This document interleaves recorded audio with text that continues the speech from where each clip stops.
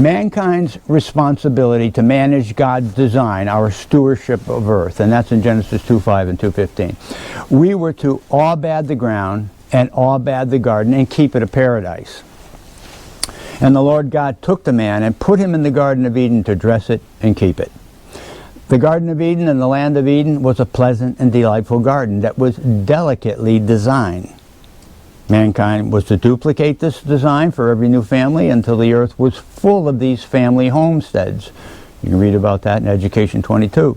Mankind's occupation was groundskeepers and herders, and we're going to see the significance of herding. Abel was a herder and Cain was a gardener. This was the stewardship occupation that would keep earth a paradise. If we don't know what we did wrong to damage the landscape, and we're way down the road of wrecking things here, how can we repair it? Remember what Ezekiel said, without a vision the people perish? So we got to see what we need to do, what's going on. Now the Sahara was lastly damaged by deforestation. It had been damaged from the tropical jungle down to the point where it was growing some of the last successive species of trees, pine and pollen, because the entire Sahara is covered with pine and oak pollen.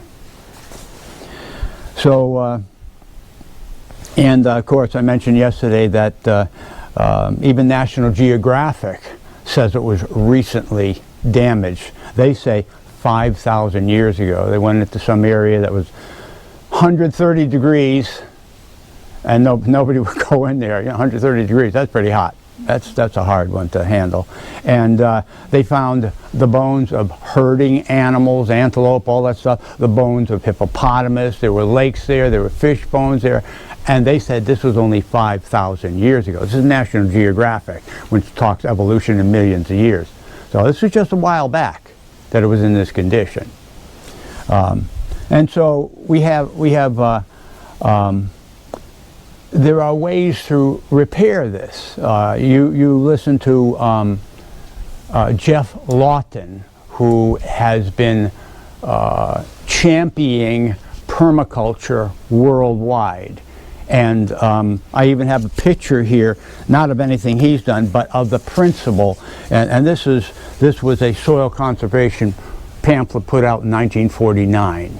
And it shows pictures here of, the ruined lands all around the world, primarily the Mediterranean, but shows olives being planted in the deserts of North Africa, and the olives have that bermed earth on the downhill side, sort of in a semicircle V shape, to capture the water, to run it down to it.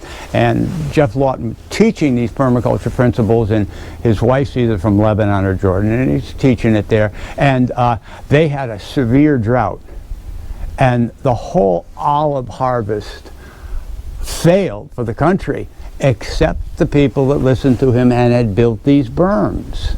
And these berms captured the water when it did rain and had been storing it in the ground, and there was a berm for every olive tree. Okay? So these are ways of, when the earth is damaged, these are redemptive ways. And these redemptive ways are being used all over the world. Well, some examples are in China. They would put, as the Chinese would say, a hat on the hill, a belt on it, and shoes. They would plant the tops of the steep slopes. They would terrace the gentler slopes and terrace them inward so the rain would run inward, and then they would put shoes on the landscape, putting check dams, as they call them in the United States, in the gullies. They did it not to improve the production of agriculture. They did it to stop the siltation in the Yellow River, which is their Mississippi, because they need it for transportation. To transport, and it was very expensive to keep it dredged from all this low soil, which is a windborne soil that would be constantly clogged the river.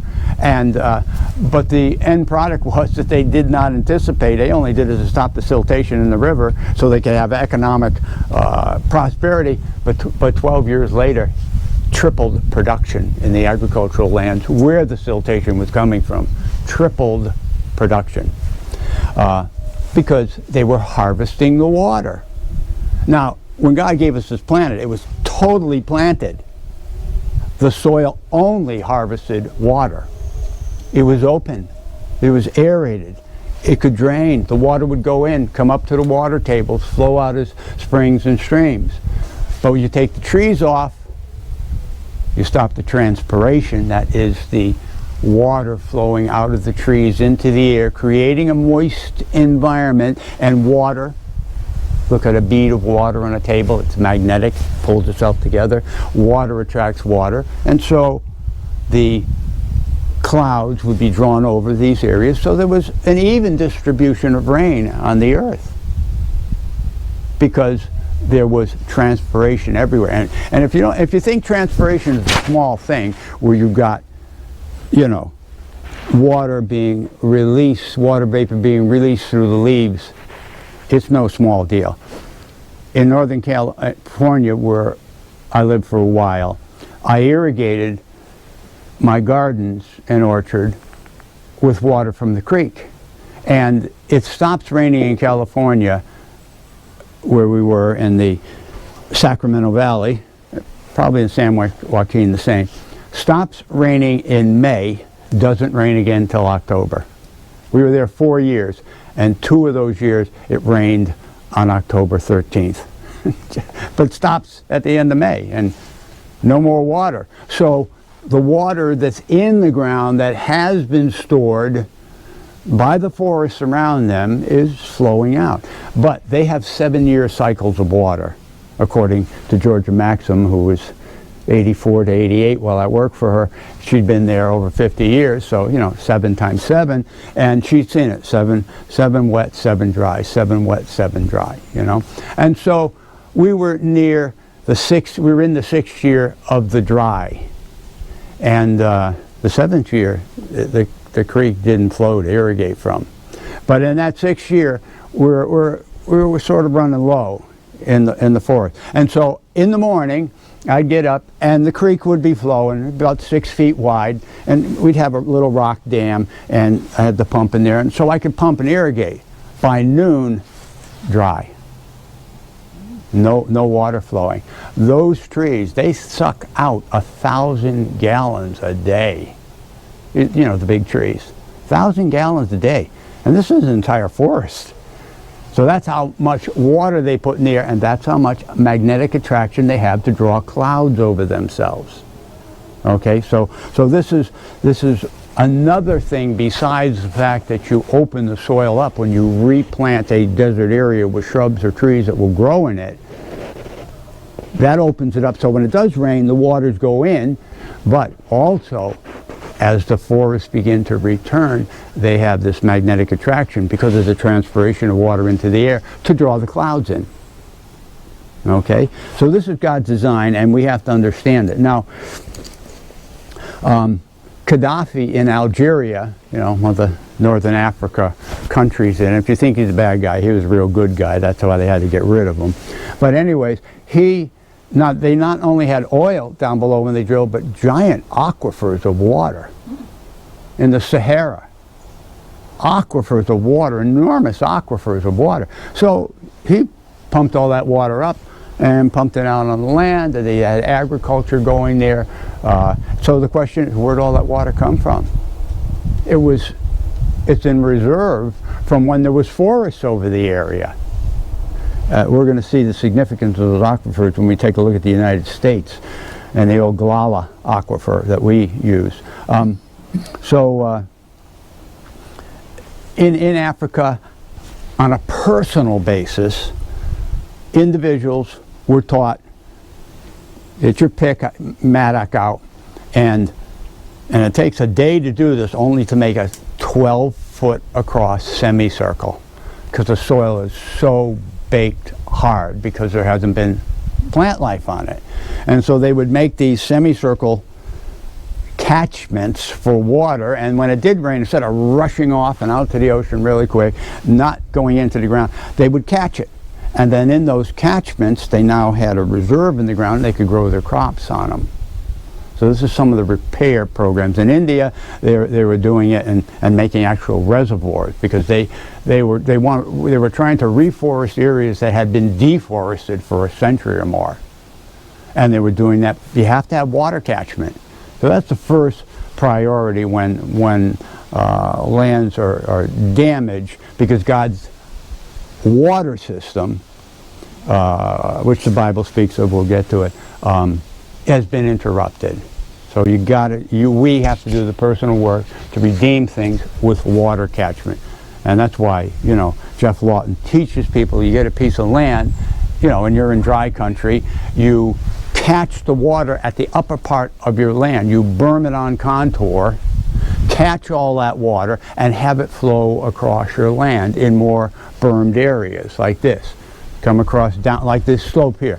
Come across there, come across the slope, come across, keep coming across with the water, because every place rains, even Death Valley rains, but you want to catch it. You don't want it to just rush off, but damaged soil, baked, will rush it off. So you catch it all, and you can even make ponds on your downward contour, and that way the water goes in the ground. You're storing it on your property in the ground. So that way your fruit trees and any other trees that you have for food production, can utilize that water, and then you start to create a forest, a food forest on your property. And being a forest, now you have the transpiration, you're beginning to draw clouds, and if you do it over enough of an area, like the 6,000 women in Ethiopia that I talked about, that were given grow bags and told to grow these shrubs, and they planted them in their region, they captured all the water, because the duff underneath, the leaf litter on the ground, and the protection from the baking sun allowed the microbes to begin to, because the plants now are feeding these microbes, the soil building microbes are being fed by the plant, and they're building the soil, and the soil is being flocculated, which means made into little, you've seen a wormhole, the castings on the edge of a wormhole, those little tiny gelatinously clumped particles of dirt, highly microbial.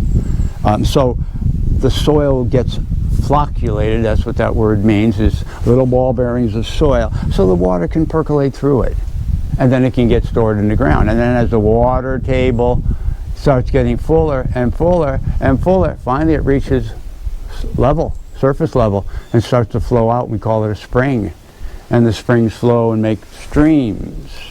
So water catchment is the beginning of things here.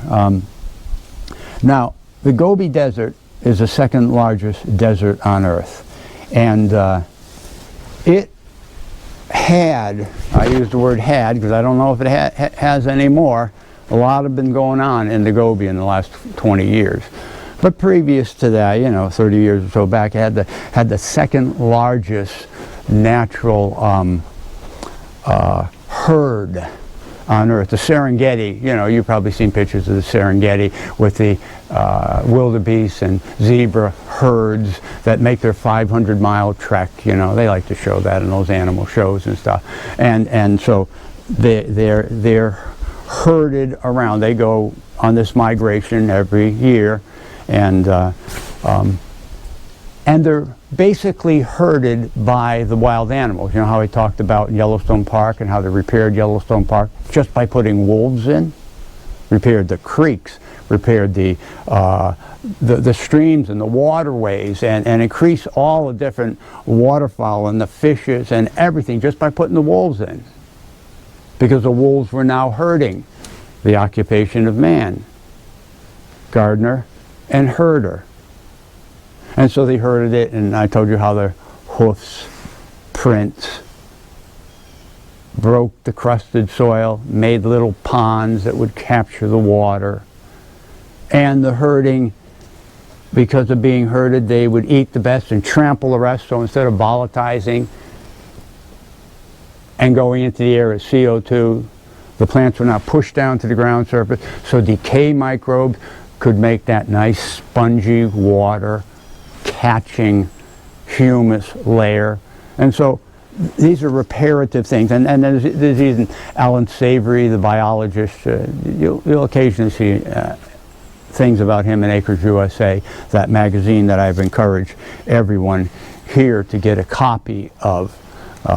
You know, have it come to your house so you can learn from it. He had taught that the way to regenerate worn out land, and I even seen some pictures sometime, he just would take the cattle, goats, sheep, anything you got in an area, and have the people put them together and herd them. Just walk them over the land. Remember what I said about the wolves when they would herd the deer and the elk, and they would run them for about an hour till the weak one dropped out, and then they had a meal. But they'd run them for an hour, all that hoof print action. Well, he would teach people to do this in Africa. He since has an institute in the United States teaching the cattlemen here to do similar. And in Africa, it would restore the landscape, because now you have a water catchment system established in the hoof prints of the animals. They break the crust, the water wouldn't run off. You have these little ponds, it would go down in and begin to catch the water. And so water catchment is the beginning of redeeming the landscape. And when you destroy the herds, like I don't know if that antelope herd, which was the second largest herd, I think about 1 million of them, naturally doing its cycle, is even in existence anymore. I read a story of a couple Russians who were white Russians. They lost the war to the Reds, and of course Stalin would gather them up later, put them in concentration camps and eliminate them. And so they knew they had to escape, and they tried to go to Afghanistan, but they couldn't get across the border, too tight. So they had no choice. They had to go across the Gobi. And we're talking a desert, 3,000 miles long. What's that from San Francisco to New York City through a desert? You know, that's pretty rough. And so, of course, they did it during the wet season, which is hardly wet, but anyway.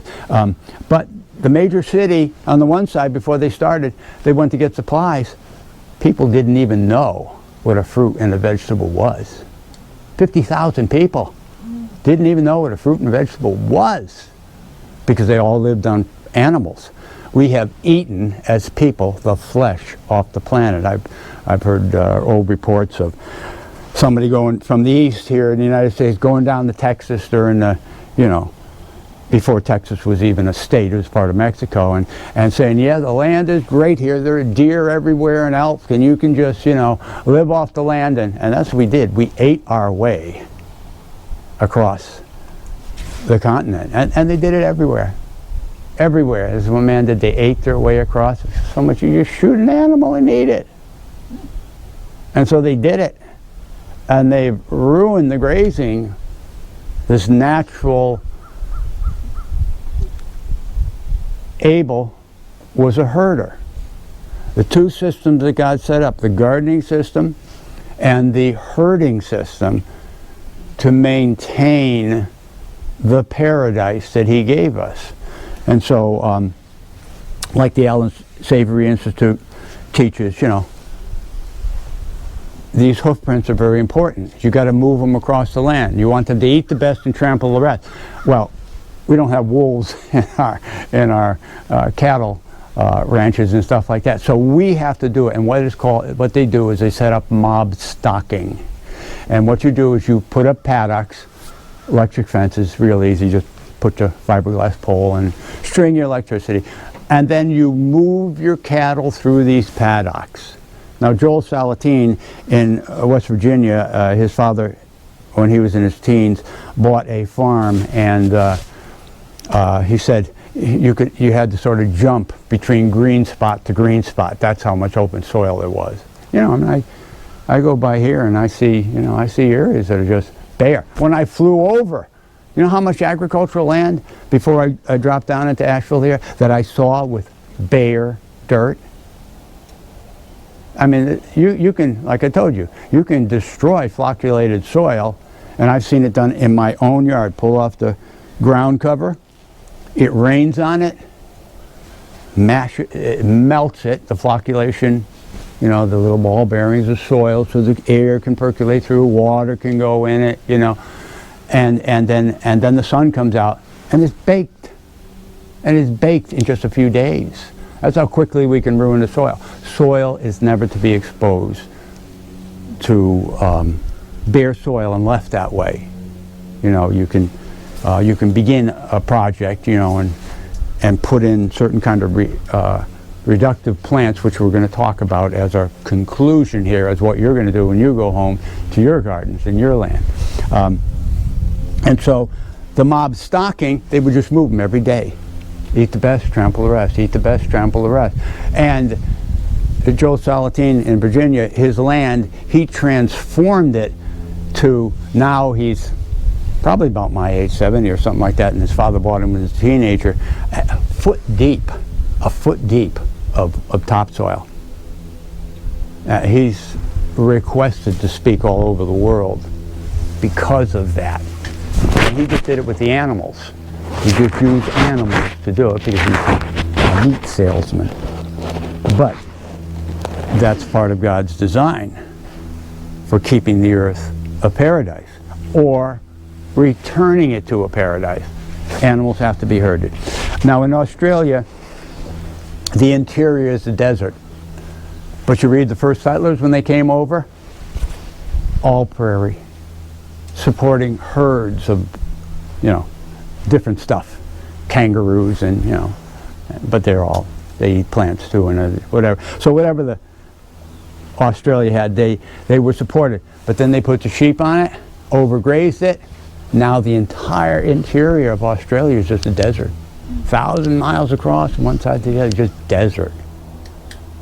They overgrazed, you know, so that's why you have a herder. I read a book on shepherding once, and a shepherd, you know, job, he takes his flock out in the morning and he moves them over different landscapes with different types of vegetation. And even horses that, you know, like we've got Mustangs in the West, you know, a lot of wild horses and stuff. And they have their circuit they make.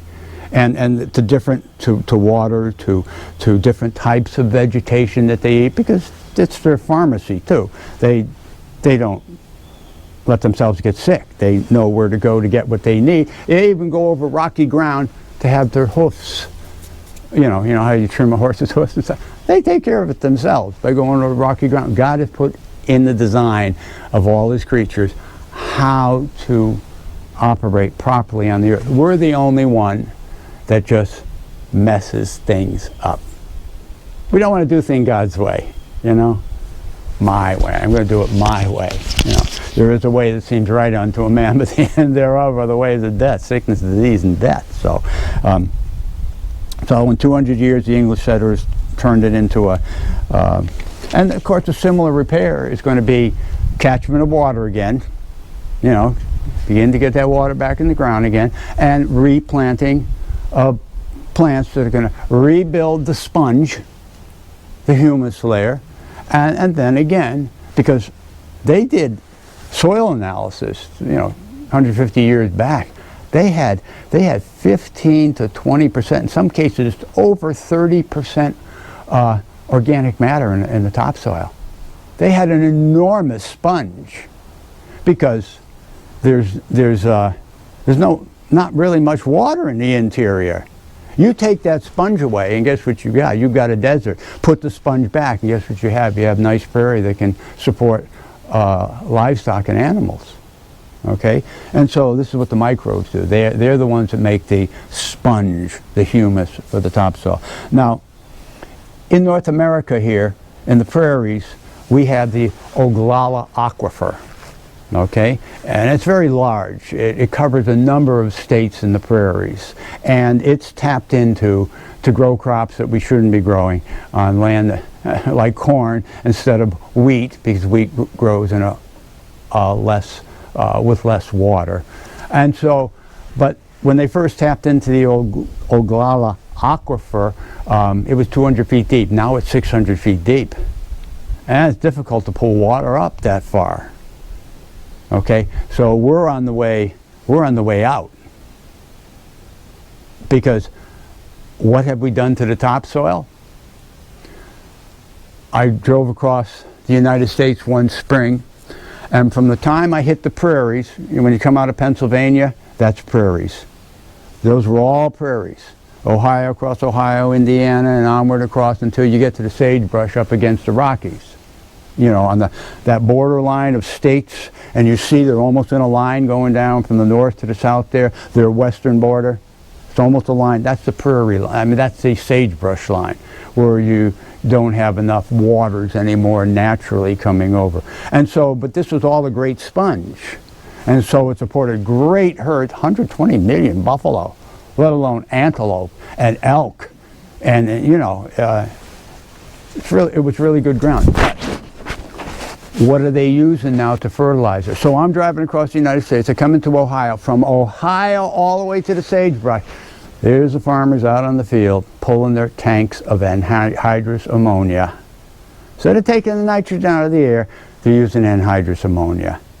But there was one farmer I read in Acres USA who wouldn't use it. And he said, "Dad, how come you won't use it?" He said, "We were island hopping to defeat the Japanese. And when we come to an island, we needed to set up air bases because the planes could just go so far, you know. The ones that dropped the atomic bomb flew and crash landed in China. That's the only way they could make it that far. So they're island hopping, and they're making air runways, and you got to have them. You can't be in sand. It's got to be firm.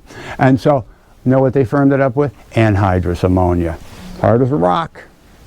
You know, firmed it up good. So now they're using this anhydrous ammonia on the field. And what happens to the field?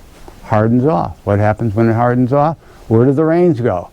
They go down into the rivers, and they don't go in the ground. The aquifer gets deeper and deeper and deeper down because they're pumping their water up and they're not replenishing it. Not only are they not replenishing it, but the fertilizers that they put on are washing out and going down the rivers. You know, Cancer Alley in the United States is the last 90 miles or so of the Mississippi River because of all the toxic materials being washed down. And then what do we have in the Gulf of Mexico? The largest dead zone on Earth. There are over 400 dead zones on the planet where these rivers wash these fertilizers out into the ocean, and then it causes a bloom. Vegetative bloom uses up the oxygen. No oxygen, all the animals die. All the fishes, I should say, die in the water. So they're called dead zones. The one at the mouth of the Mississippi is the largest in the world, and it's like 500 miles long. Comes out to Mississippi and then starts flowing across the Gulf, and everything is dead. So this is our agricultural program, and it's not allowing water to build up. Now, in California, it was prairies too, elk and deer. They were removed, agriculture was begun, and by the 1990s they had 3 million acres desertized. Okay? Increase in selenium level, toxicity. Someone just asked me about toxicity. And, but we're getting 1990s, we're getting into an understanding of biological agriculture now. So some guys are going out there, buying up the land, $50 an acre, buying up this desertized land, and then planting these crops that we're going to be talking about to redeem the soil and build it back and build that sponge back. Crops that create biomass, that have support microbe populations, that make fertilizer available for what you have growing so that they can grow more, and it just begins. And the more they grow, the more they exude their sugars into the soil to feed microbes rather even than use it themselves. So they start rebuilding the soil, those farmers that are wise. And today they're the regenerative or biological farmers that I've been trying to concentrate on in my talk to let you know about. Okay, so this is so our Earth is the theater of the universe. Okay, they're looking on. They're looking on to see if we're going to get with the program. God gave us a program.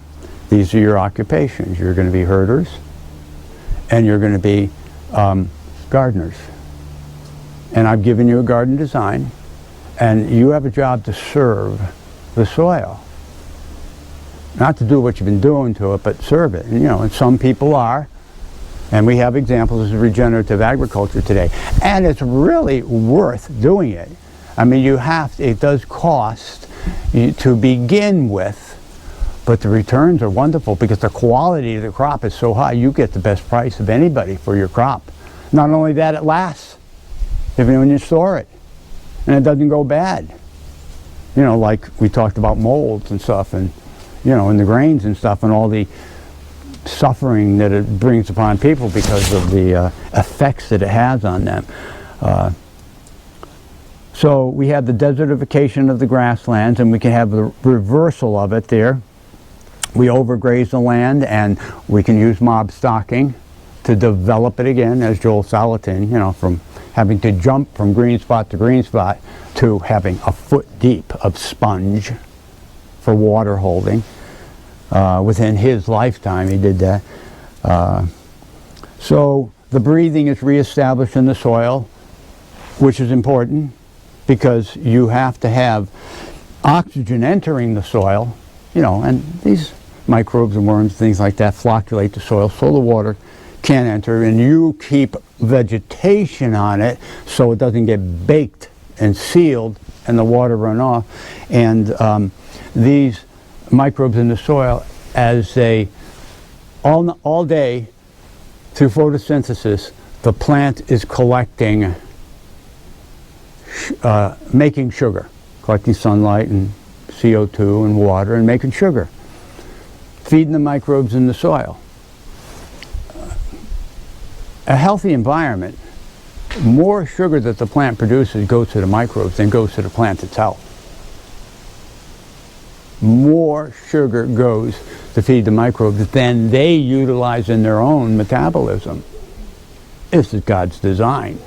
First, when they discovered, they said, boy, these plants have leaky roots. You know, and then I remember Dr. Reams mentioning when they noticed that they would exude sugars onto the leaf surface, boy, and he looked at the content of it, he noticed it was sort of like urine chemically, but they're feeding the microbes on the root. For instance, New England, no boron in the subsoil. And so, but there's boron in the topsoil. So you ask, how did it get there? And so when we get a drought or dry spell, and I'm not on top of watering, some tomatoes in particular get blossom end rot quite easily. They have to have constant water supply. Now, blossom end rot on a tomato, that little black dry spot on the bottom of the tomato, have you ever gotten it on your tomato? That dry spot on the bottom, you know. And that's a biochemical analysis of calcium deficiency. But why a calcium deficiency? Because boron is necessary to carry the calcium into the plant. And the boron is only in the topsoil because there's no boron in the subsoil of New England. So where did the boron come from? All the microbes on the leaf have been taking it and plucking it out of the air. Most of the minerals that a plant needs to grow can be taken out of the air to feed the plant by the microbes on the leaf. So we don't just, I'm only emphasizing the rhizosphere, the root colonization of microbes, but we have the leaf surface too colonized with microbes. You know, sometimes people say to me, well, you're a vegan, where do you get your B12? Well, you can get your B12 out of yeast, right? Well, yeast is covering the surfaces of plants. You know, the wine testers can tell you what region their Chardonnay came from. You know, Chardonnay is a variety of grapes because the yeast that bloom, you wipe it off, you know, wipe an apple off in your shirt, you know, shine it up. That's all yeast and microbes. That's a whole enormous population of microbes. It's part of the health program for the plant. And so these yeasts are there and they produce B12. So people ask me, well, you've been a vegan for How many years? 40 years? And, well, you've got to take something for B12, or what do you... I don't take anything. I eat off my land. You know, maybe in a I'm not even saying so, but maybe in a supermarket situation where you're, it took 2 weeks to get to your table, the fruit there, and all the yeasts are dead, and maybe they decompose, and the B12 is gone, or maybe you can get B12 deficiency from being vegan, but this idea to worry about it is ridiculous if you're eating, you know, anything off the ground. It's all covered with yeast, as well as a whole bunch of other microbes. And so that's where the boron came from. They're gathering the boron out of the air and they put it in the topsoil, and that's why I can't let my ground get dry. Because when they go down for water, there's no boron down there because it's not naturally in our soil. Yes? So does that mean you don't wash your stuff that you get from the garden? No, I don't wash it. I mean, unless it's dirty. I don't want to eat dirt and grit, you know. But I don't wash it. No, I eat it the way it is, and relish the fact that I have stuff that I can eat right out of my garden, and I know what I'm getting. I'm getting all kinds of stuff. So if you wash it, you probably aren't getting the B12. What's that? If you wash your produce, you're probably not getting the B12 from it. Oh, I don't know. I don't do experiments like that. All I know is I've never taken B12 in my 45 years of being a vegan. I mean, I don't pay any attention to that stuff. I mean, because I know the yeasts are there. What do you take as a vegan, as a Seventh-day Adventist? You all take the yeast, don't you? Isn't that what you use to get your B12? Unless, of course, you take your little drug thing or whatever. I don't know. But anyway, so we have the leaf microbes too, doing their work and pumping. When you foliar feed a plant, because you recognize particular deficiencies of nutrients, and so you put those nutrients on in a leaf, the plant doesn't utilize it. The plant, like Jesus Christ, serves the soil first, serves the microbes first. The plant serves it to the microbiome. You won't find it in the plant tissue till they're taken care of. They're taken care of first. So it takes it out of the air, sends it to the plant sends it right down into the soil till they're well taken care of, because if they're well taken care of, then the plant's going to be well taken care of. Because it's the microbes that give plant disease resistance via feeding them the balanced diet that they request, using the internet system that the mycorrhizal fungi have, and feed them what they need. Just when they need it, just in the right amount. So it creates what they call disease suppressive. You have a disease suppressive environment. That's created by the soil microbes. One of the articles right here in these Acres USA was something about disease and how it was created by the microbes here. Let's see what this article is here. That's seeds with speed. How to make seeds grow really fast. Inoculate them with the microbes that they're supposed to be getting from their parents, but they're not getting because the parents have been improperly grown. But you can inoculate them to get them started with that. But anyways, there's lots of different articles in here that are in this magazine. This is why I say everyone should have a copy of this magazine, Acres USA. So okay, so the bare earth is important. Without the oxygen entering, you're not going to get the microbial operations going at night, and the plant operations, because at nighttime the sugars are used. And then they start over again. And while they're used, the metabolism exhales, I'll use that word, exhales CO2. And so the CO2 builds up because it's heavier than air. You've seen those scary movies where you see the fog coming in at about 1 foot level. That's just CO2 vapor, you know, because it's heavier than air. It just sort of stays on the ground. And so if it's not windy, it's down on the ground. And the first thing the plant does in the morning is takes that CO2 and starts using it, mixes it with water, Sunlight is the energy and converts it into sugar energy. Takes the sunlight energy, converts into sugar energy. And then when the CO2 is used up, it's the limiting factor. Then it stops making sugars. For the rest of the day, it just sits around because there's not enough CO2. That's why if you triple the CO2 in a greenhouse, you get double the production. CO2 is really important. This idea that CO2, carbon dioxide, is in excess on the planet is as bogus as the $3 bill. NASA has shown because of this excess of CO2 in the atmosphere, the deserts on Earth are shrinking. More and more sugars are produced, more microbes are fed, more soil is being made, and the deserts are shrinking because the plants are growing and starting to fill it back in again because there's more CO2. So, okay, so that's the breathing system and how it works and how it makes things grow. And then I talked about how to bring rain to a desert. You know, I was sort of explaining that as I talked about these desertized areas of the world and how to bring them back by building that humus once again, that sponge layer once again. And it's going to take plants, putting plants on it that will grow in it, that will open the soil up so when it does rain, it'll go in and open it up, you know, and feed the microbes in the soil to build the sponge, that humus sponge. So we have to understand how the system operates so that we can work with it.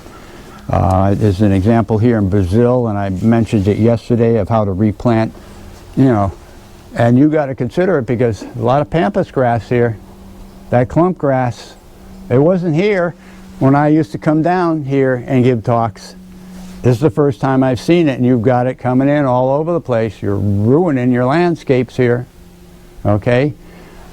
I'll tell you Brazil. So in Brazil, burn down the forests illegally, burn them down, and then plant commercial crops, sugar cane, convert it into, you know, alcohol and, you know, whatnot for fuel and stuff like that. Soybeans for oil, you know, corn for starch and proteins and this, that, and the other. And then they wear the soil out because there's a laterite soil. It's a clay type soil, and that exposed to the sun bakes it shut. So within a few years, can't grow it. So they have grasses. They grow grasses, and they put cattle on it, and they graze it, and overgraze it, of course, because they're not using mob stocking or anything like that. And they overgraze it, and before you know, you got all this bare ground, and before you know it, they can't even support the cattle. And then you get the clump grass, which you got coming in here. And then they can't, all that supports is the lizards. Okay, so some people are coming in, like the ladies in Ethiopia, planting in rows trees that will grow in this harsh environment of baked soil, and between the rows they put their bananas or papayas or different crops. They use the mulch off the trees as they grow, off the lower limbs, you know, you got to keep them going. And these trees or shrubs that are growing are now putting their sugars out into the soil to feed the sponge makers, the microbial soil sponge makers. So you're increasing the sponge in the soil. And the decay system is in operation. On my bulldozed land in Connecticut, we use the decay system to build the soil. But I'm now switching over from conventional agricultural plowing and tilling to permanent cover. Permanent cover, the redemptive designs. And we're going to be talking about that and how to set them up. And so that's what I'm doing in my own grants. And so that's how they begin to rebuild the soil down in Brazil. That's for every type of soil the damage is, this is basically the same design. You put something in that will feed the microbes that will make topsoil, and you use the decay system too. You know, you use a mulching type system. You know, he cuts the lower branches off and mulches around these things, and that helps open the soil, and the decay helps feed. So you got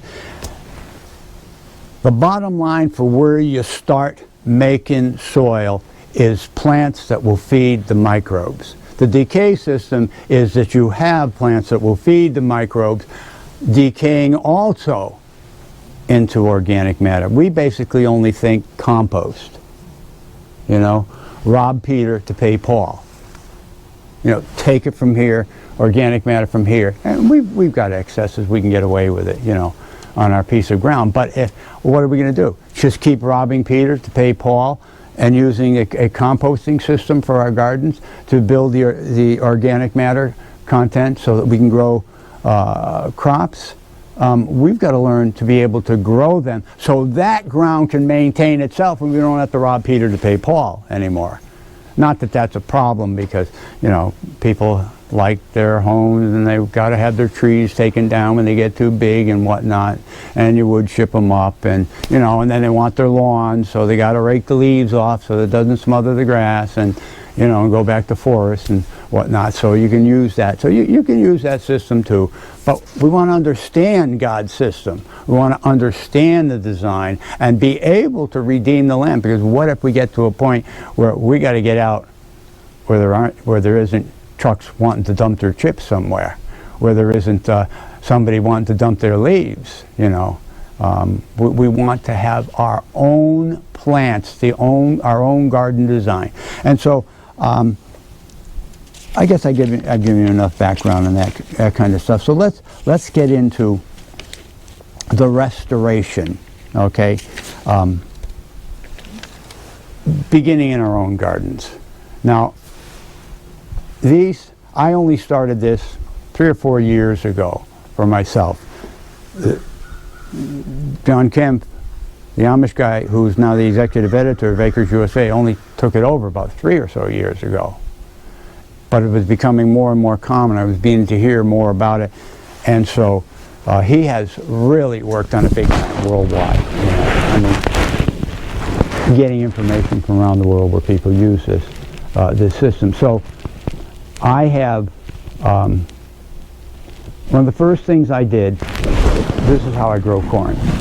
Till the ground, put the corn in, till it 2 times.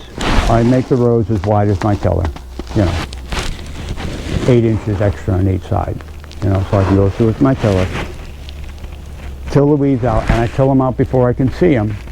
I mean, I can see them if I get down there, because they're just coming up every 2 weeks. And then my corn gets up, and it gets to the point, you know, like this, and it's shading, so I don't have to worry about competition from weeds anymore, okay? But at that point, when I do that last till, I put down white clover. Now, it doesn't do too good in the shade, but it germinates, and it's there. And then I take my corn off, whether it be sweet corn, which I take off earlier, or whether it be my popcorn or my blue corn for flour corn that I use, flint corn. And as soon as it's done, I cut down the stalks and just lay them down, and now the sunlight's hitting the ground and the clover takes off. Well, the clover grows all the way till December practically, till the ground freezes up, and that clover is reductive. Okay, I'll tell you the system first, then we'll go into reductive plants. And so early in the spring, this clover takes off, and it's just growing wonderfully. And then now I cut a line through the clover enough so that I can put in my corn seed, and then I grow the corn up. It gets above the clover, and I have a crop of corn that's now being fed by the clover. But more than being fed by the clover while it's growing, that clover has protected the earth. I don't get baking of the sun. I don't get crushing of the flocculated molecules that helps the air breathe because of water hitting the bare ground. And the clover protects it, but the clover is what is called reductive. And there are reductive plants. And what reductive plants are, these are plants that reduce tied up fertilizers. reduce tied up fertilizers and make them available to the plant. Now I'm using the word fertilizers as you know it, but that's an improper use of the word. Okay? A fertile soil is a soil with a very large microbe population. That's why it's fertile. But I'm going to use the word fertilizer because that's what you all know in your heads, is fertilizer. Are you talking So, yes? 1 year and then the second year? That's what you're The next spring, I don't plow to put my corn in. just cut a row? Just cut enough of a V in the ground so I can put the seed in and get it up over the clover. This is only white clover. I use the white clover that has rhizomes and spreads, so it helps spreads itself too. Okay. Better than red clover? What? Better than red clover? Red clover will work fast too. Cut a little wider V because it's taller. Oh. You can't have it shade that little corn plant coming up. So you don't cut mow the clover down at all before you make a row to plant? You know, that's a good idea. Just in case it's a little tall, Okay. mow it down. Now, I'm new at this, you know, and I'm having to develop this system, you know, as I go along and figure it out. So, put the corn in, and the corn comes up, and now I have a crop with the clover in it. Now, if I need tillage, my all 100% of my soil is bulldozed land. It was a swamp filled in with bulldozed soil. So that's pretty compacted soil. Okay, so I need some tillage. So you want to use your tillage radishes, your daikon radishes. And I have two types of soil. I have basalt soil from the ridge, and from the hill on this side I have, that was used to fill in the swamp, I have shale, red shale, dinosaur footprints in it and all that kind of stuff, all that sloppy stuff that was washing around when the dinosaurs were running around. And then after the flood, you know, the volcanoes went off, flowed over that shale, so I got a ridge. And then we had an earthquake, so my land is on an earthquake fault.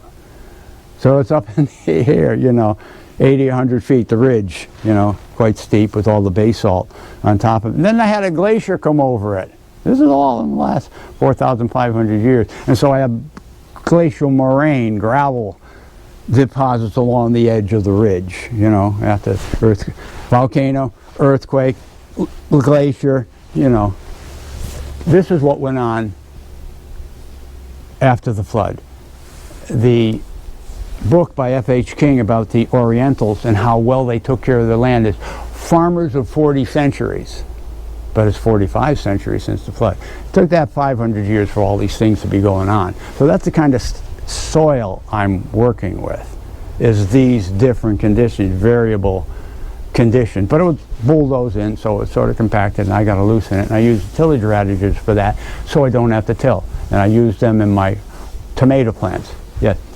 So, isn't a white Dutch shorter? Yes, it's a white Dutch clover. White You may have better clovers here. That's a good cold country clover. You may have crimson clovers or other types of clovers. There's all kinds of clovers.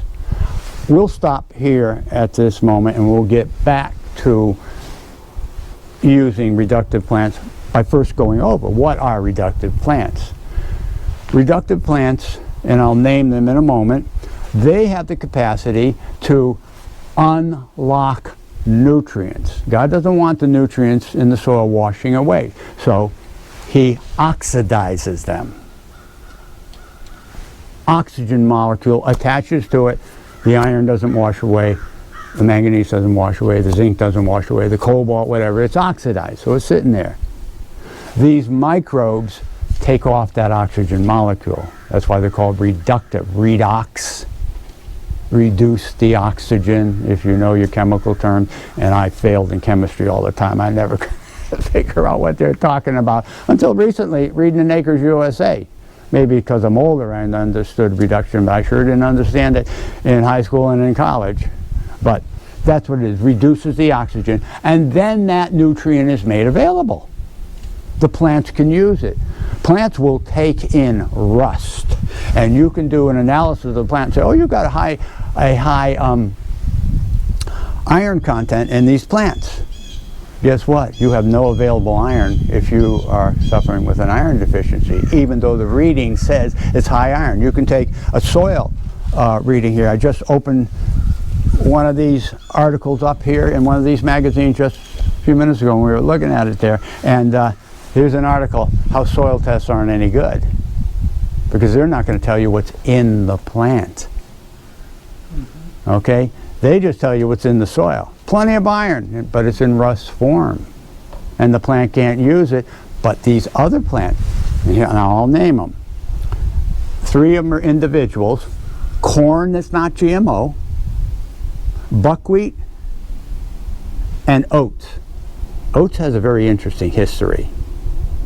There was an oat failure in the United States and Canada in 1963, and some blight or sickness took it over, and so they got sort of desperate, so they did something they usually don't do, as they found a variety of oats that doesn't get sick.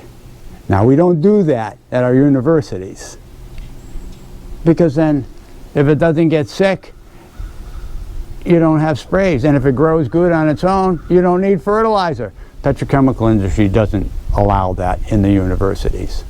Everything has to be sprayed and everything has to be fertilized, and that's the kind of seed you're going to get that needs spray and needs fertilizers. Okay? But they were desperate. You know, it failed all over the United States and Canada, and so they went and found one that's reductive. It has the capacity to reduce the tied up minerals in the soil. It feeds microbes that reduce them. And so now it's healthy, and we got a healthy oats. So oats are reductive. You got your corn, you got your oats, you got your buckwheat. Then you have 2 large categories, legumes. These, all your clovers, your vetches, your redbud trees, you know, your locust trees, you know, all reductive repairers of the soil, because they feed, you know, those fungi in the roots. They don't just feed them. They make houses for them. They give them their food. They take air and feed them the air they need, because the air is 78% nitrogen, and they're in turn making sure the plant has plenty of nitrogen to grow with. Okay? I mean, I found it interesting. I have an area of my lawn that floods because it's just a depression. It was a bulldozed area. It just left as a depression. So it gets full of water sometime, and there's clover in there, and you see all these bubbles of air coming out of the clover leaves. You know, because they were taking the air and to feed it down, and so now the air is coming back out through the leaves. You know, it's interesting. So you've got the legumes, and then you've got the brassicas. You look up brassicas, you know, and see what your brassicas are. But they're your daikon radishes, your mustards, all those things with that taproot that goes down there. And they're reductive too. Besides the fact they go way down and pull stuff up and bring it to the surface in their leaf tissue and die and mine the minerals that are down deep, because we have used we've abused the soil, and things are just washing out, or we've over fertilized and stuff is just washing down till they hit a clay layer or some type of firm layer, and so the roots go down to it and pull those nutrients up. Yes? Is alfalfa also like that? Alfalfa is a legume. Is it? And it goes down 60 feet. Very good one. That's why it comes from Arabia. It's got to go down 60 feet to get water there. Pretty dry place, yes. So would anything with a taproot be good? I mean, anything with a taproot would serve as a tiller of the soil, okay? Not necessarily be reductive though. Reduction is be able to reduce the oxygen on minerals, because then that makes it available to the plant. You know, I don't know my chemistry, but you may remember Fe for iron, FeO2 or FeO3. Okay? So you got the 3, plant can't use it. You got the 2, plants can use it. Reduce the oxygen. Manganese, I think it's MnO4 or it could be MnO2. Knock a couple oxygens off. The O2 can be used by the plant. And of course manganese is very important because it needs to split the water molecule to make the sugars.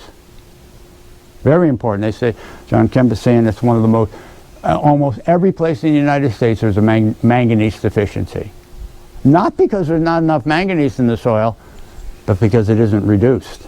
You don't have the microbe population to get that MnO4 down to MnO2. You got to knock some oxygens off. And the microbes do that. They mine rocks. Mycorrhizal fungi mine rock and take the mineral out in the form that it needs. I mean, you know, that's pretty good, being able to mine a rock and bring it in fertilizer in plant usable form to the plant. Besides the fact that they'll stop at the bacterial factories and take whatever nutrients they've been making if the plant requests them and bring them to the plant too. And then the plant, of course, feeds them its sugars. And they deliver the sugar to the bacterial factories as well as to the miners out at the end of the row. Yes? When you were back talking about the clover, you have to replant it in the spring, is that correct? No, it's perennial. It's a perennial. Perennial. It'll just keep going. You just maintain it. Maintain it. And so this is what permaculture is. Permanent culture. This is why there's no till. It's not, well, I'm not going to till my garden anymore. No. You have permanent plants on your landscape. They're perennial. You know, they year after year after year, but you've designed it, that garden design in Genesis 2:15, with these companions for your food plants, companion growth. This is what God gave us when He gave us a design. When we see natural designs, we call them ecosystems. God gave us a garden ecosystem. And we're to understand how it operates. And so I'm trying to share with you about these reductive plants. And this is what you want to establish in your ground. And they're perennial, so you don't need to till, but you have to be wise. Tall plants, shades, short plants, okay? You have to understand that principle. And so you don't want to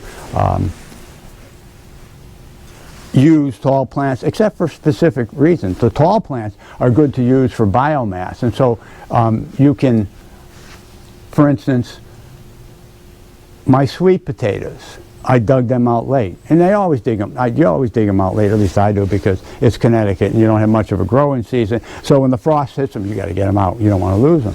And so I dig them out, and so you're already talking cold, okay? But rye will germinate. But you can also use winter wheat and winter barley. Some of these growers are using a combination of all three. But you can put the rye in, and the rye will germinate, and the rye will grow, and it'll take off in the spring. Now, sweet potatoes in Connecticut, you can't put them in till into June. It's not warm enough. If you put them in, they're just going to sit there and do nothing. They're not going to grow until they've got some heat. So I'm hoping that by June, my rye, is at least 7 feet tall, because I've done it before, is in bloom. Because if you mow it before it's in bloom, it's going to be grass. And what do you do when you mow your grass? You just mow it, and it comes back, and then you mow it again, and mow it again. You want to get rid of it. But when it comes into full bloom, mow it down, it's dead. Now you get biomass like this as a mulch, and put your slips in your mounds. I make the mounds now, throw the rye on it. I just did some a couple days before I came here, and did some the week before. And so this is working to loosen the soil up. The roots, rye, you know about rye roots, they just loosen the soil enormous. They say that one rye plant, they did some measurements one time, 300 some odd miles of roots. That's a lot of loosening of the soil and feeding in the soil too. And so this is a way of building the soil during the off season. Is that like ryegrass? I got this, is very important. Cereal rye, not the rye grasses. Cereal rye.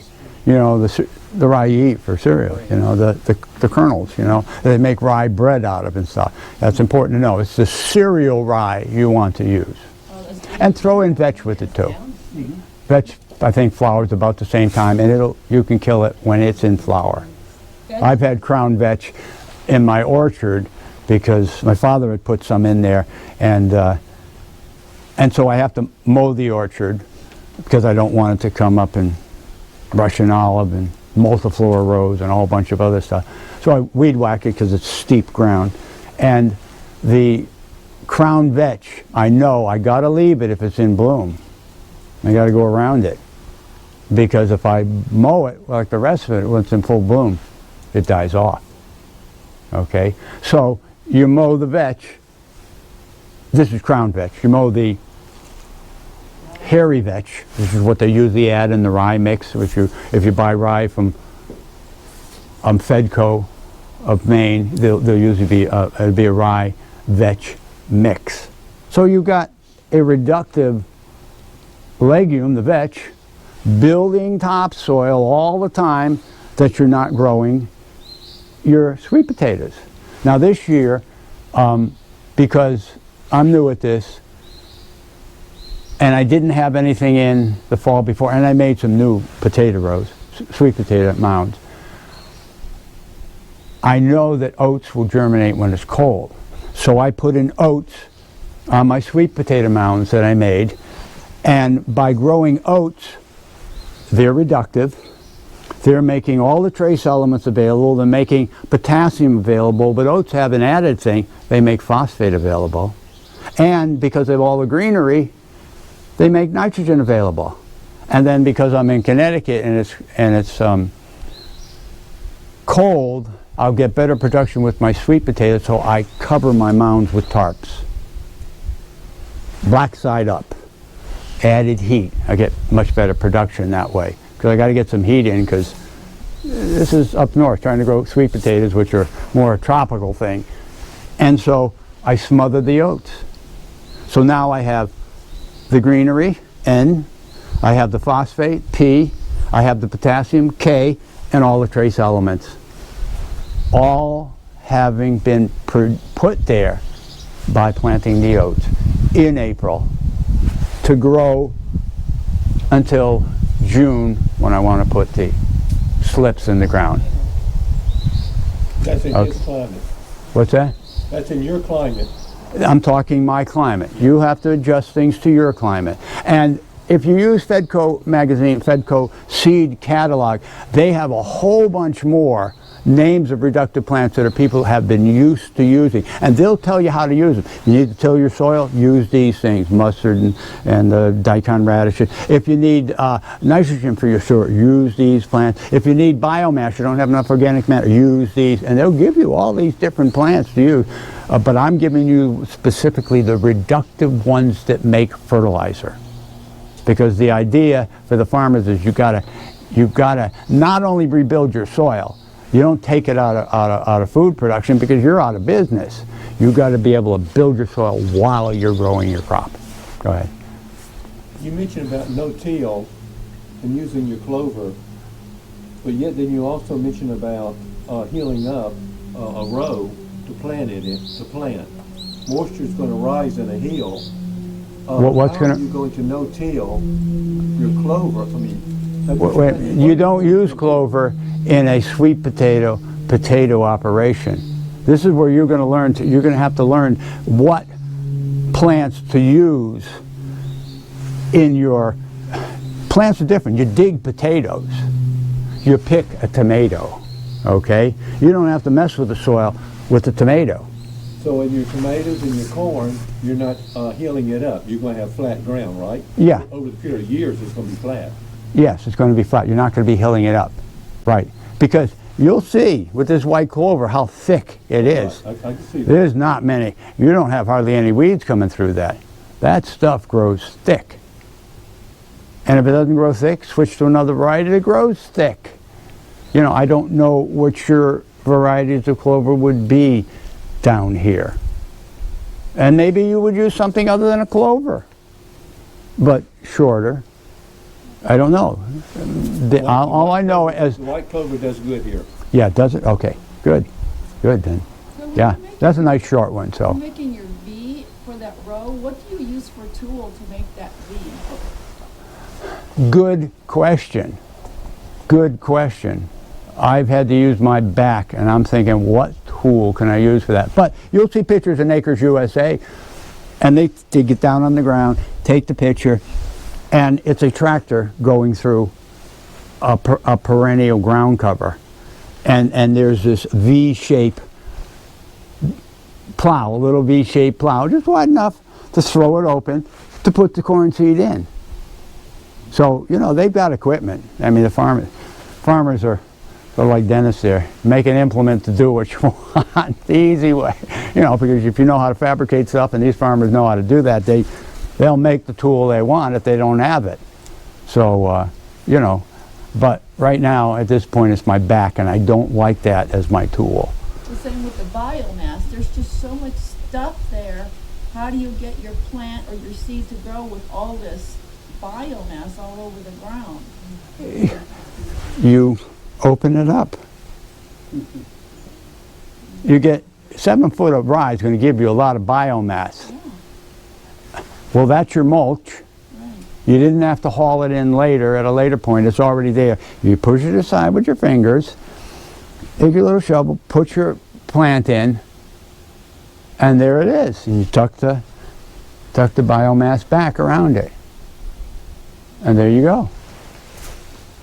Are you done with your presentation and we're in the question and answer period, or? I don't know if we're in the question.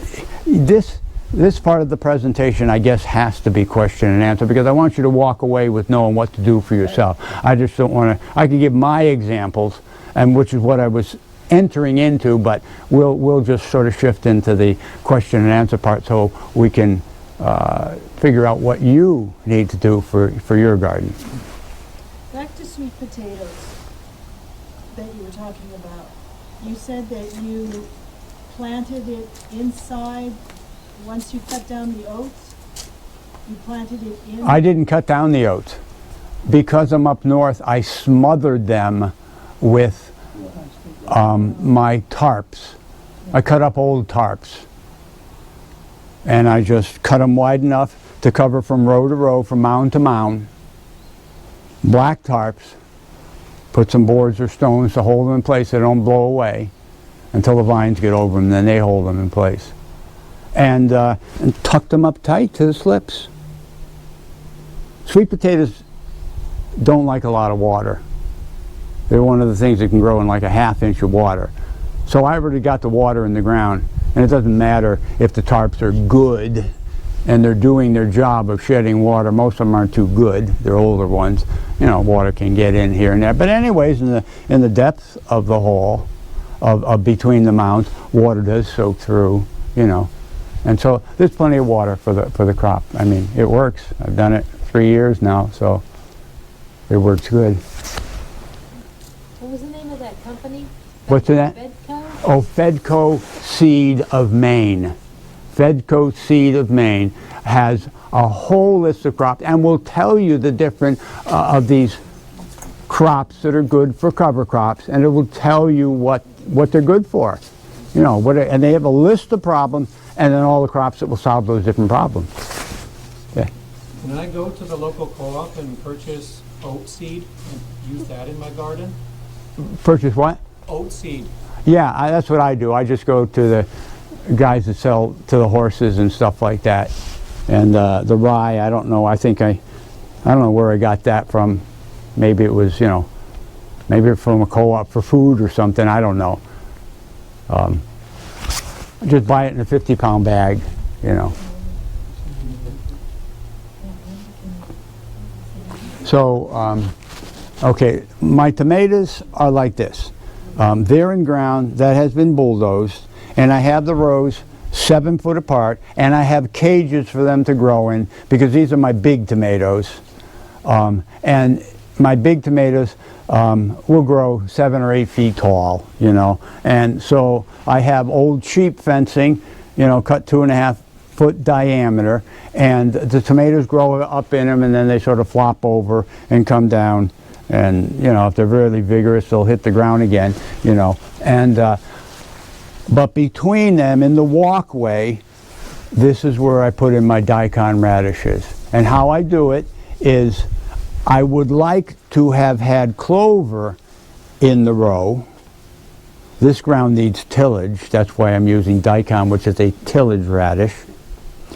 I would like to have had clover in the row, and I did put clover in, and it did take, but it's near the pond, and the geese came in and ate every bit of it. Brought their little goslings in, and they just ate it down to nothing, you know, overgrazed. And so it's just, the weeds come up, and so at this point, I haven't had a chance to put clover in. I just put the daikon radishes, and this is how I do the daikon radishes and get them in the ground without tilling, as I take the weed eater and I go and cut the weeds down, because I want these young radish plants to come up, but I scuff the ground with the weed eater. I want dirt to fly. Okay? I want dirt to fly. And it doesn't have to be a lot, just dirt to fly. And I do it just before a rain. Just before there's going to be a good rain, I do it. So I scuff the ground, throw the radish seeds on the ground. There's enough places where they can contact soil, and they'll take right off at that rain, and they're fast. They're fast, and they just take off, and now you go in there and got radishes this big around, and you know, they stick out of the ground about that much, but the rest is in the ground, and the taproot goes down. So they're my tillage. These are tillage radishes. I till my soil without a rototiller, without a plow, without a disc. But I till my soil. I want aeration in that soil. So I use radishes or mustards to till my soil. So a no-till operation is really not a no-till operation. You keep roots in the ground and you are tilling that soil. You are loosening it up. The more roots you have in the ground, the looser it is, the more air can get in, the bigger the microbe population can grow, the more food you now have for the plants. Because plants have to come in and start feeding the microbes that they brought in with them, with the sugars they make out of the air. CO2 is from the air, water's from the rain, out of the air, and sunlight's all out of the air, and then they start pumping sugars in the ground. They start feeding the microbes. The microbes start doing all their different things. Feed the plant, make soil. So this is the operation you want to get established. And I gave you the example yesterday of like Iceland, volcanoes, goes off. When it cools, then this invasive, I make fun of that word because I think it's so ridiculous. These are God's redeemers of the soil.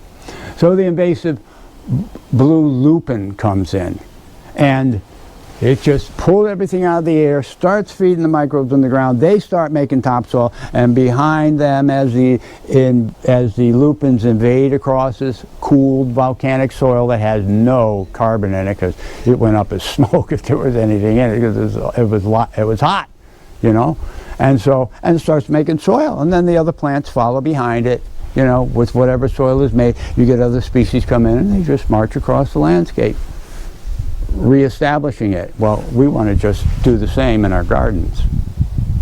Okay, we want to establish the plants, because we're trying to grow food in it anyways. We want to rebuild the soil while we're growing our crops. This is why we use them as cover crops in this. When the plants aren't growing that we want to eat, we want something else growing. Yes?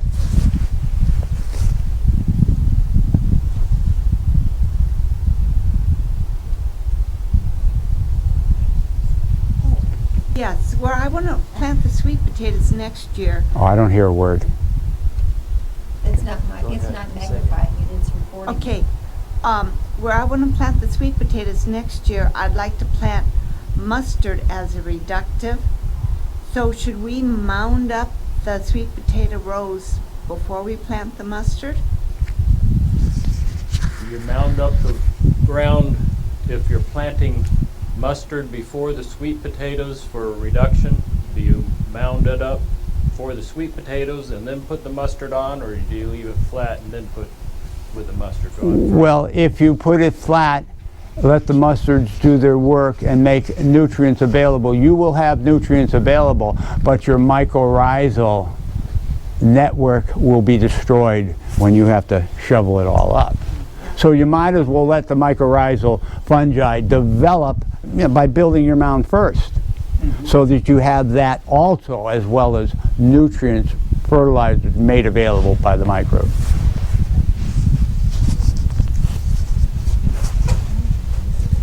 Are you harvesting the daikon, or do you kill it? Anyone have a good recipe for daikons? Sell it in the store? What's that? We have a freezer full of greens. Yeah. Wow, they're good. Yeah, we've used the tops before. And kimchi is supposed to be made out of daikons primarily. So I don't know, you know. I use daikon radish when I make microgreens. When you made microgreens, oh, you use them that way, yeah. Well then, but I plant the daikons so they won't go to seed. I plant them in July for Connecticut, and that way I get the full growth of the root. And you know, although some areas I don't even get to them or whatever, and the daikons, like last year, some areas the daikons didn't die out, or they went to seed or something, I don't remember. But now I have a whole area of daikons this fall because they seeded themselves, which is good. It's all bulldozed soil. It needs aeration. It needs tillage. And so these are tillage radishes. So you got tillage going on, and you got fertilizer making going on at the same time, and you're growing your crops on that piece of ground. White potatoes. Yeah, I'm going to put the rye on top of them too. I haven't dug them out yet. And but I will just have to plant them as a later crop of potatoes. I'll have early potatoes somewhere else that I can start digging. That will come early, say in June. And usually for the potatoes, if I put them in at the time they start sprouting in my cellar, if I take them out and put them in the ground, they will come and be ready for me to eat. And when I dig them behind my potatoes, I put my fall crop. I put the cilantro, arugula, all the different winter lettuces. That's what I do on my potato ground. So I grow another crop on my potato ground that are early, but I also plant potatoes that are later, so that they come in the fall. And those I just threw some rye on. So do you make a hill for your white potatoes ahead of time too? If you want higher production, no, you don't make a hill ahead of time for white potatoes. That's only for sweet potatoes that you make a hill. And then they produce their roots in the hill, and they like it high and dry. White potatoes do not produce potatoes on their roots. White potatoes produce potatoes on their stems. So you pull dirt up around the stem, and then it'll push out more tubers. You pull dirt up higher, push out more tubers. Okay? So yeah, you can, you mound them as it grows, you know. What about digging a ditch? But you can grow potatoes otherwise. They don't grow that way naturally. In the forests of South America, in the Andes, where they grow naturally, they just grow under the leaf litter. And they love, you want beautiful looking potatoes? Cover it with pine needles. Just put it on the ground and cover it with pine needles. As a matter of fact, now, just this week, I was hauling leaves. People put them out on the streets. I grab the bag, haul them out, and I'm dumping them this thick. And I'm not spreading them out. I'm that thick. I'm covering this area that I had rested for a year. And covering it with leaves, it's going to smother everything that was there. And in the spring, it'll be about this high. I'm going to come through with a mattock, whack a hole, drop a potato in, and I have mulch cover already, and I'll grow potatoes. I've done this before. So I get a crop of potatoes, and I get to dig them with my hands. I don't even have to use a tool, you know. And then, because I put them onto the leaves so thick, there's still leaves there for another year. The next year, I go and cut a divot down it, and I put my squash seed in. And the butternut squash, being very shady, grows over the leaves, helps decompose them now thoroughly, and then the third year I can come in and plant corn. I've done this before. Now you can call this rotation if you want. It's not rotation, it's just doing whatever needs to be done to use the land, you know, so I don't have to till the land. I didn't have to till, I just covered it. You know, I had my redemptive crew working on the 7th year. God said, don't sow, let me grow on it. I know what changes need to be made to the soil, and I will send my seeds to germinate that are the best redeemers of the soil for that 7th year. So he takes care of it, and then I come in again, and that's one way of doing it where you don't have to till.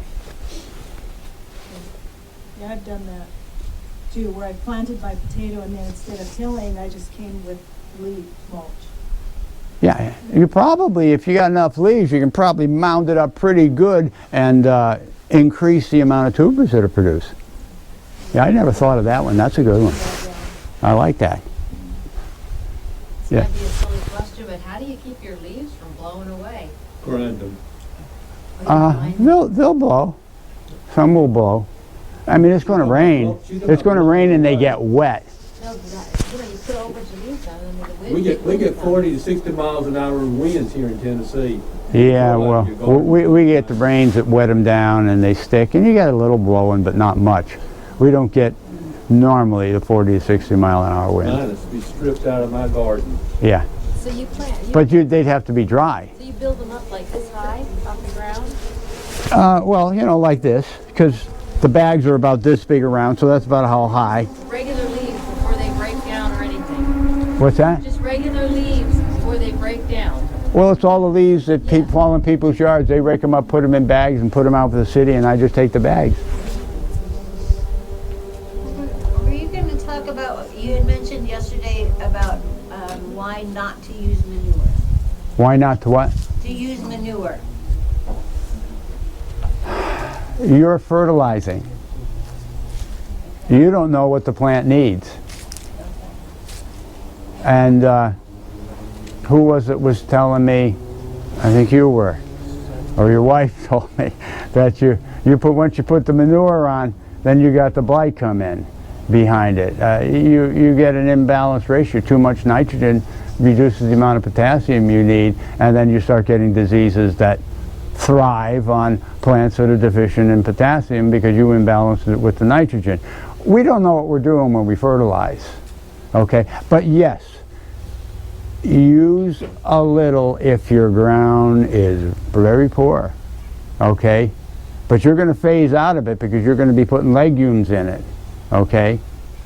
But you don't want to develop a welfare system for your potatoes where they just they're looking for the handout. They don't know how to take care of themselves anymore. You want potatoes that know enough to feed the nitrogen-fixing microbes in the soil that will then in turn feed them the nitrogen they need.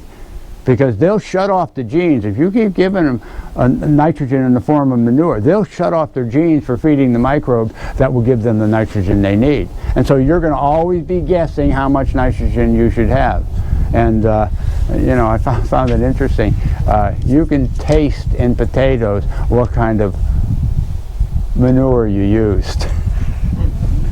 So you're picking up a lot more from the potatoes than you are with the nitrogen and the chicken manure. Yes? Yeah, in regards to the potatoes and leaves, one year I had chicken fencing put around my row of potatoes and I filled it up with leaves. And it held the moisture and it rotted the vines and the potatoes died.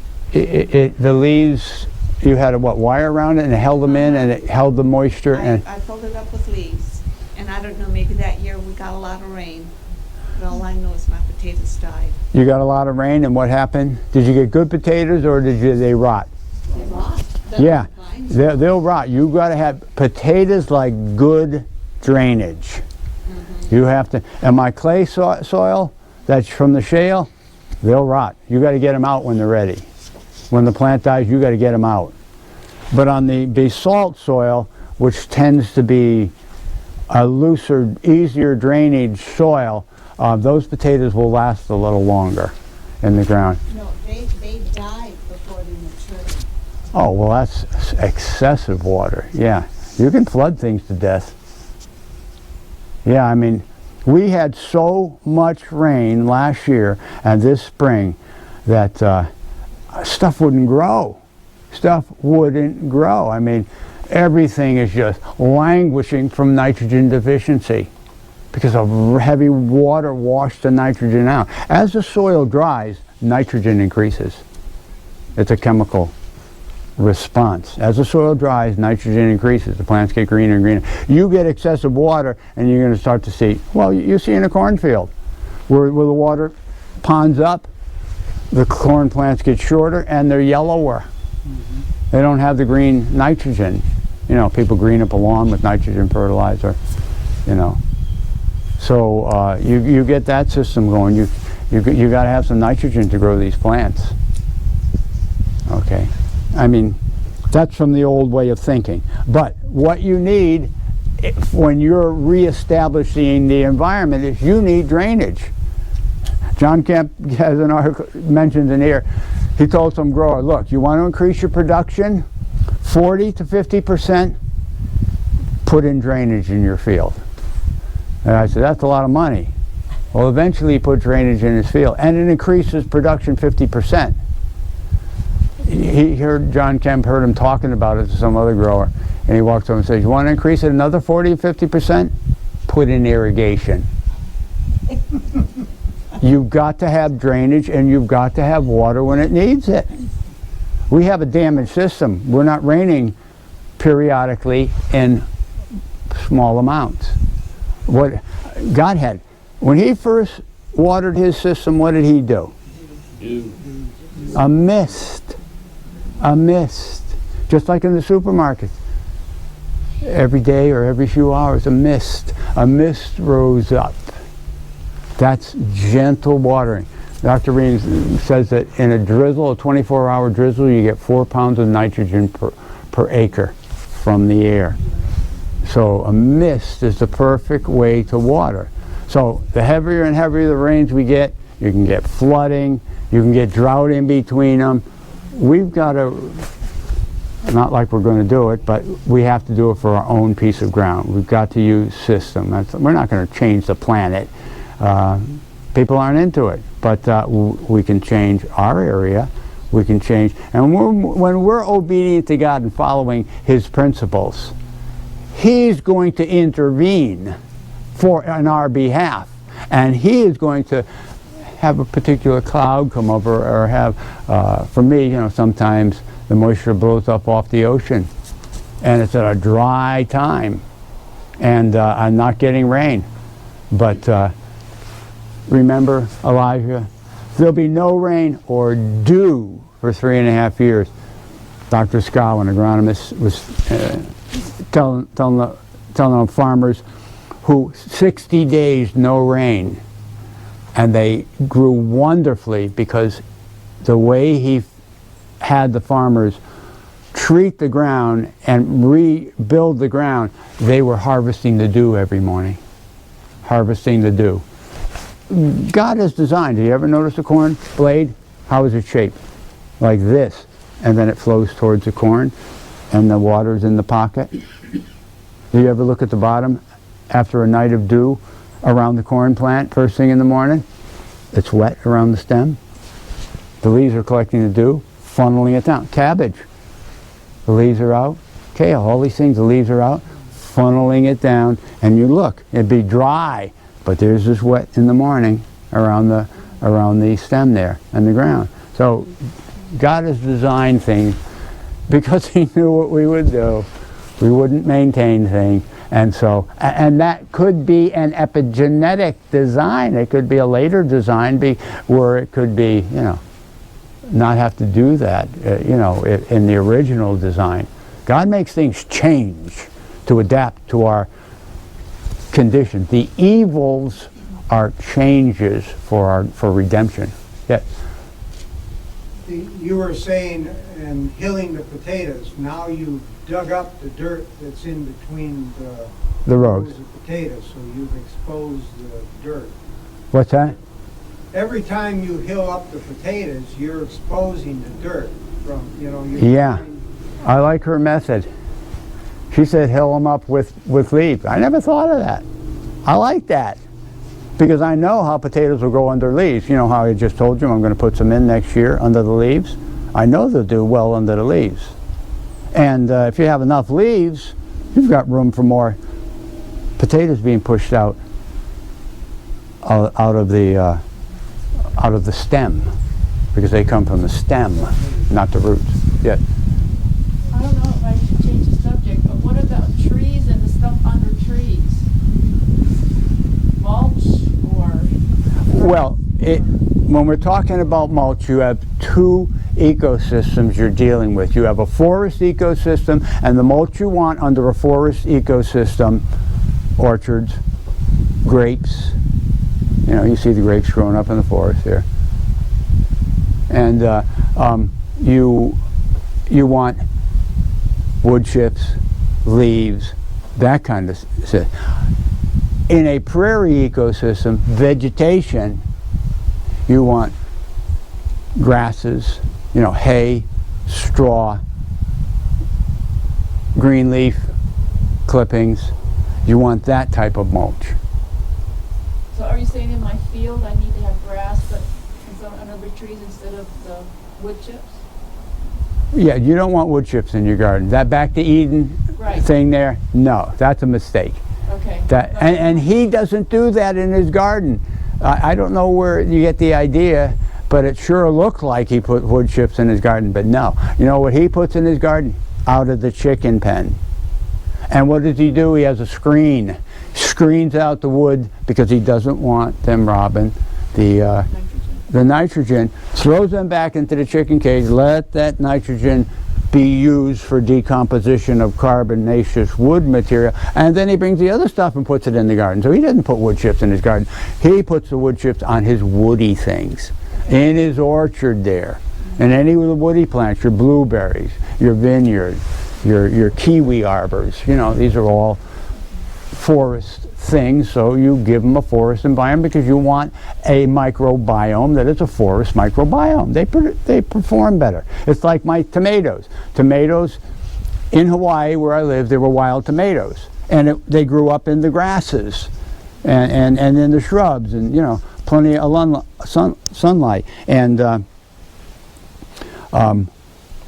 what was I going to say about the? For tomatoes, I mulch them with green grass clippings because we don't have a lot of humus, so we don't have a lot of nitrogen manufacturers. So I use green grass clippings to help give me some more nitrogen because it's all bulldozed land, all damaged land that I'm growing on. But I run out. Sometimes it's a dry year, and our hay fields that we mow and catch the green grass clippings to use, we don't have enough, so I put leaves on them. It's a mulch, keeps the moisture in, reduce production, always. Wrong microbiome. It's not, it's the green grass clippings are the best. But I put on some hay this year from some very poorly grown hay fields, and they were so fibrous. I think that's what my son calls it, or So there's a term that they use for it, because he grows hay too, and he grows a very fine hay. And I had put on fine hay the year before, and the tomatoes grew wonderfully. But when I put on this coarse is the word, coarse hay, it was mostly fibrous, the tomatoes did very poorly, because there wasn't enough of the green grass type stuff, nutrients in them to feed the tomatoes. You're going to be learning your mulching materials and how they operate. You want to make observation. You got to do a lot of observation using this, because when you're using God's ecosystem and God's design, He is your teacher, okay? But you are to learn by observing what He does. I observed that this coarse hay this guy produced did not sufficiently feed the tomatoes. I observed that the green grass clippings wonderfully served them, and production was good. You got to make these observations yourself. I made an observation just a couple of days ago. I think it was this week on Monday. I let someone pull the radishes. They were going to try to do something with the daikons, you know, and I noticed that the bigger part is down 8 inches now. Before it was only 6. So they're loosening things up in that ground. They're tillage radishes. And remember, this is compacted ground, bulldozed ground. All my soil is all bulldozed. You know, so I have to rebuild it. Every bit of it is a rebuilding process. Okay? Do you cut your sweet potato vines when they get a little bit long to make the potato? Okay, you teach me. Tell me, why do you do that?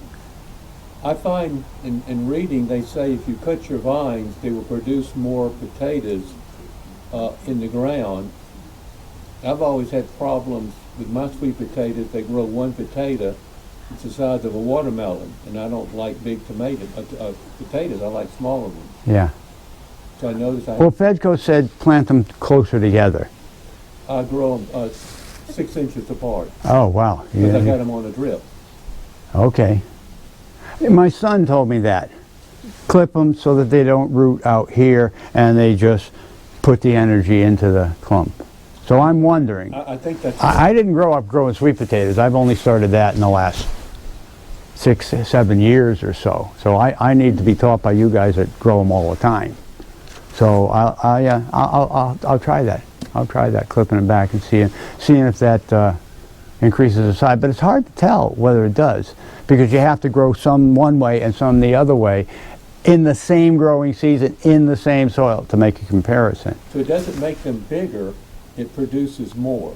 More. See, I don't like big Right, sweet right. potatoes like this big. Yeah. I like the small. And I notice in my sweet potatoes, you know how they all come off like this? Right. Some of them come off, and there's the potato, but it's not full out. So maybe if I do that, I'll get more of them filled out and get a higher yield. But I'm going to have to give that a try. Very good. I like talking to folks like this, because then they teach me what I need to do and give me good suggestions. So, I cut them back about this long.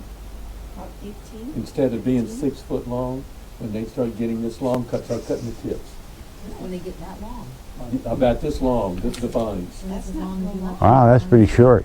You know, vines get 6 foot long or further. Yeah. You know, they get, but if you cut them about this long, I had 2 rows, and I noticed the ones where I cut them real quick, they were just, like you said, like fingers of sweet potatoes under there, Yeah. you know. Yeah. But you have to do it early. If you Yeah. wait too late, you don't have time for them to get mature enough. Okay, okay. How big are Just sweet don't let potatoes? them get too I far. have them get this long, some of them. That's too big. Yeah, okay. They were small, because it was a later row that I did. So I'm catching on, do them quick. Okay, very good. Thank you for asking him Mine's that. back several times in the season, because they just keep growing. That's right, they do. You just have to keep cutting them off.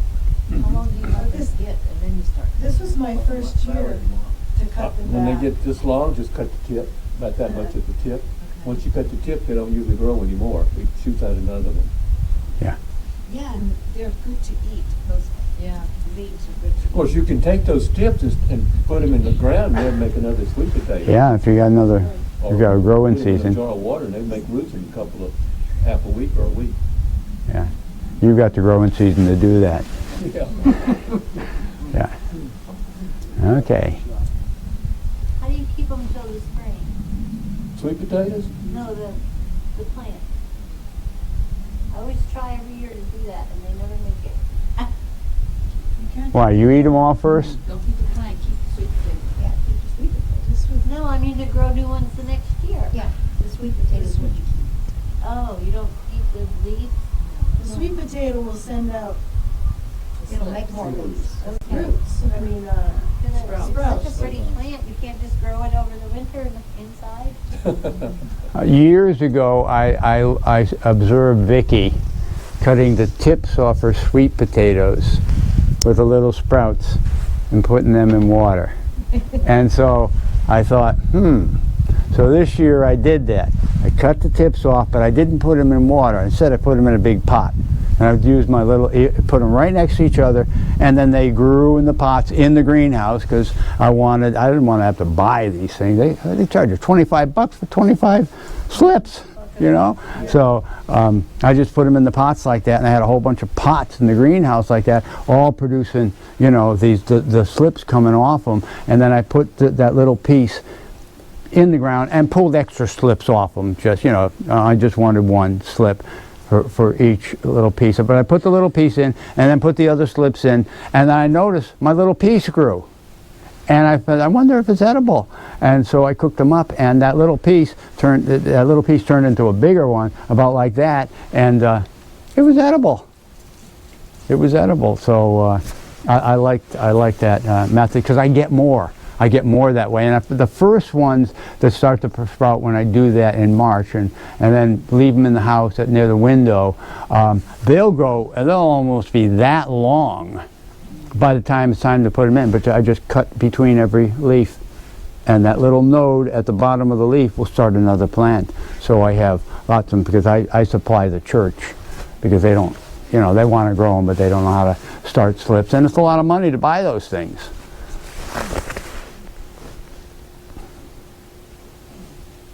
Okay.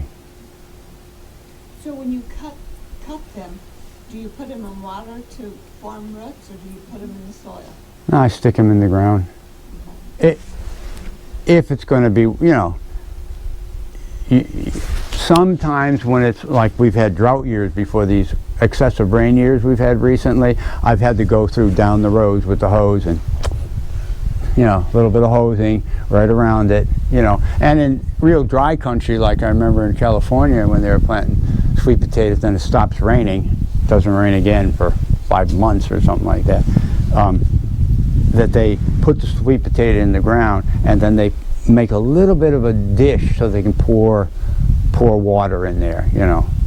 You know, it could be a quart of water or something like that, or, you know, just to get them going, because they grow pretty good in dry ground, but not super dry ground. I find by cutting the tips and you put them in a jar of water, Yeah, and they'll start getting little roots on them Yeah. pretty quick.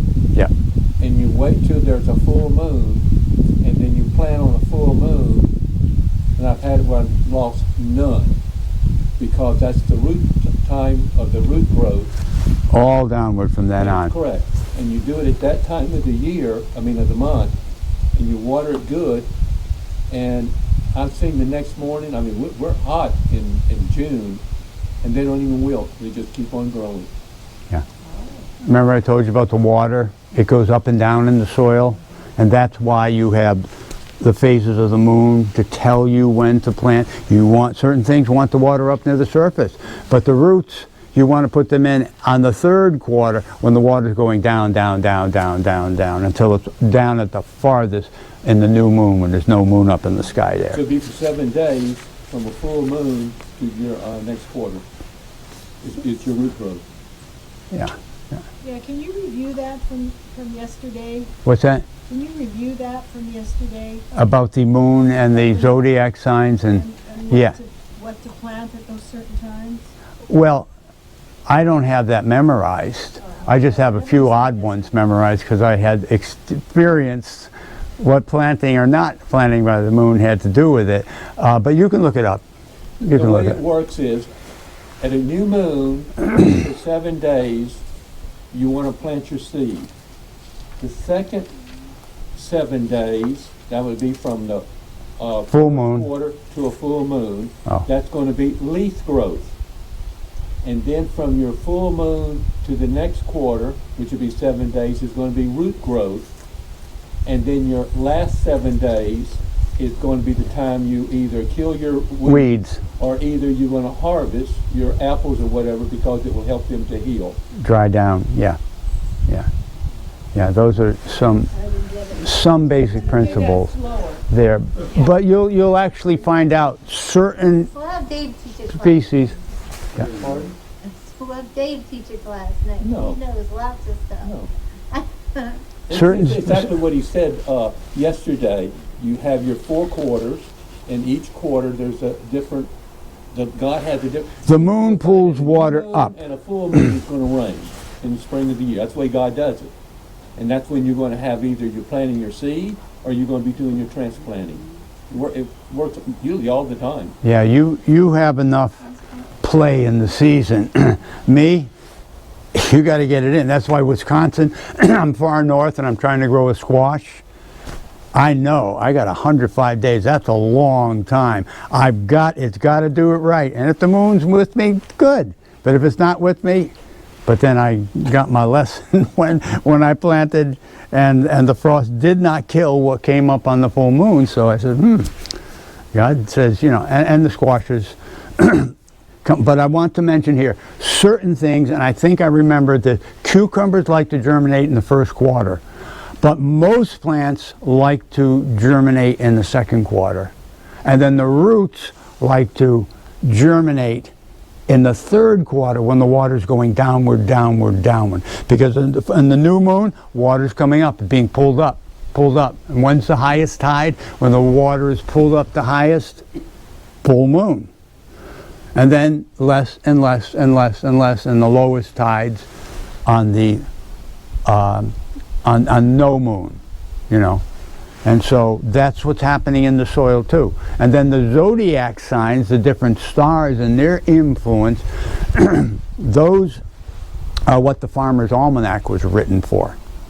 And the first publication published in the United States on the first printing press brought over was the Bible. The second thing that was published was the Almanac, Farmer's Almanac, so that they can know the zodiac signs and just every 2.5 days the changes that are occurring because they influence the growth of the plant. Most of them are wet signs and dry signs, but I do recall Libra, you get better flowers. I don't know why it affects flowers, but supposedly it affects flowers. So I don't use it. I'm not in dry country, so I don't know anything about it. But it did say in the scriptures to rule. They're ruling. The sun, moon, and the stars to rule. So they're ruling over things, and we see what they rule over. You got night. It says in where did I read from? Was it maybe it was in Amos, where the darkness and the night, Amos 5:8 and Amos 9:6, is I usually refer to them because they're the hydrologic cycle that God set up. But also they talk about the day and the night too, and its effect. So there's a rulership, of the sun, moon, and the stars, and it's God's design. We got to follow it, learn what it is, and follow it. And it works good. Yeah. The plan works good. Yeah. Okay. Well, that's all I have done thus far with reductive plants in my tomatoes, in the sweet potatoes, in the corn, in the white potatoes.